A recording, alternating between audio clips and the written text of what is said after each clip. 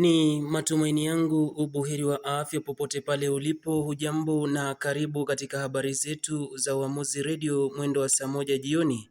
Jina langu ni Felix Asunga. Tuanze na vidokezo ambapo mwanamume asiye na kazi Nairobi atatizika kumlea bintie. Wazee wa Emurua Dikir waidhinisha mjane Naiyanoi kumrithi mumewe bungeni. Habari kamili.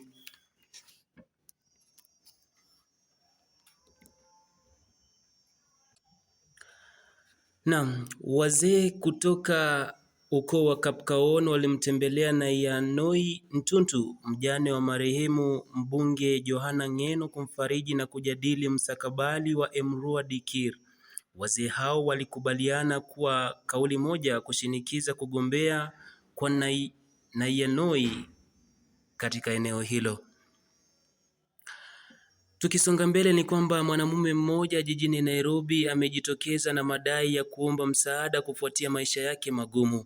Mwanamume huyo aidha ameomba msaada haswa katika kufanikisha malezi ya bintie baada ya mkewe kuondoka ilhali yeye hana kazi.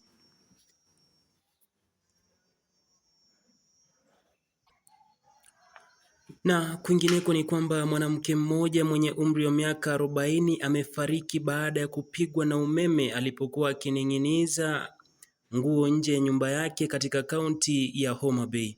Mwanamke huyo aliyetambulika kama Eunice Odhiambo alifariki papo hapo licha ya juhudi za wakazi kumwokoa. Esther Mukoya anatuarifu zaidi. Tukio hilo lilitokea katika kijiji cha Orid, eneo la North Nyakela Ndiwa. Kulingana na uchunguzi wa awali, waya wa umeme uliokuwa umening'inia chini ulisukuma na upepo na kugusa kamba iliyokuwa imening'inizwa nguo. Wakati mwanamke huyo alikuwa akitandaza nguo zake, hali hiyo ilisababisha umeme kupita kwenye kamba na kumgonga kufariki. Naam, tuendelee na taarifa zetu ambapo watu wawili wamelazwa katika hospitali ya Mwea kaunti ya Kirinyaga baada ya kushambuliwa kwa visu. Kwa mujibu wa Solomon Murithi, alipokea taarifa kutoka kwa mwenzake aliyekuwa ameshambuliwa alipokuwa akimshusha mteja katika eneo la Maisha. Esther Nyakindu anatueleza zaidi. Murithi alipofika alimkuta mwenzake mwenye umri wa miaka 39 akiwa amejeruhiwa vibaya na kulazwa chini akiwa ametapakaa damu. Alimkimbiza hospitalini ya Mwea Mission kwa matibabu, ambapo mwathiriwa huyo alipelekwa kwanza katika zahanati ya tiba kabla ya kuhamishwa katika hospitali ya Mwea Mission. Nikiripotia kaunti ya Kirinyaga, jina langu ni Esther. Kwako studio. Asante sana Esther kwa taarifa hiyo.